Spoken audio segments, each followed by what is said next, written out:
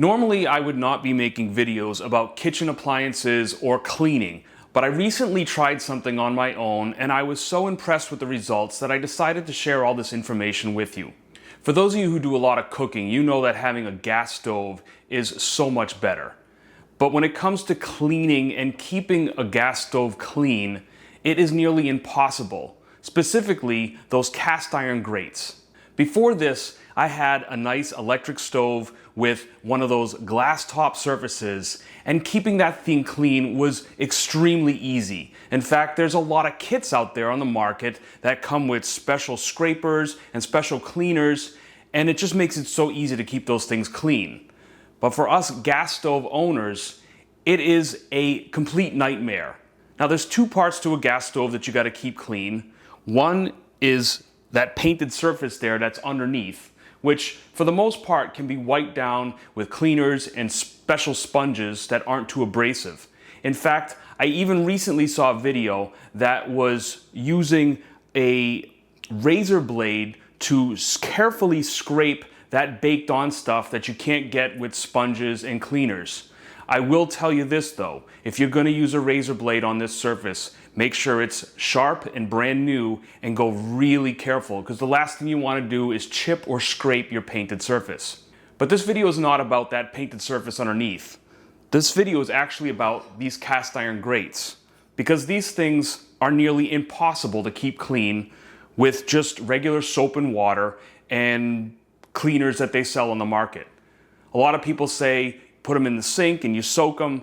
Well, the problem I have with that is these don't really fit in my sink very well, so I can't soak them for any amount of time. And the cleaners that they sell on the market really don't cut through any of this stuff that's baked on there. So I took it amongst myself to take one of these cast iron grates down to my workshop. I put on a nylon abrasive brush on my drill, and I got to work on one of these things. And let me tell you, within 15 minutes, my cast iron grate looked absolutely brand new. So I figure in about an hour's time or less, I can actually get my cast iron grates cleaned right down to the original cast iron surface. I personally like using nylon abrasive brushes versus those metal wire brushes because I feel like they're a lot safer. They don't have all those wires flying around that are really hazardous. I'm also going to recommend that you clamp down your grates onto a work surface so that you can really get into those corners and not have this thing jump around on you. So there is one caveat to cleaning your cast iron grates with a nylon brush and bringing it right down to that cast iron surface. You have to now apply a protective coating to your cast iron grates so that they don't rust and so that they're easier to clean in the future. That's a process that's known as seasoning. So anybody that has a cast iron pan knows that you have to season your pan with oil in order to protect it and keep it from rusting.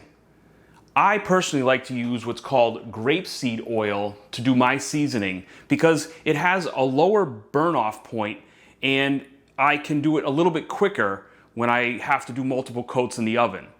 The way that you do this is you basically just rub on some oil onto the cast iron, not too much so that it's dripping, and then you basically bake it in your oven.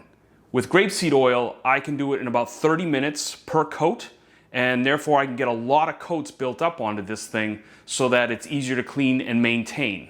So I will admit this is an extreme process that not everyone is going to be willing to take on. In fact, this is something you might only want to do once a year, depending on how often you use your stove and how dirty your grates get. It is time consuming, but I guarantee you the results are incredible and it's going to make you feel so much better about the way your stove looks. So go ahead and give it a try.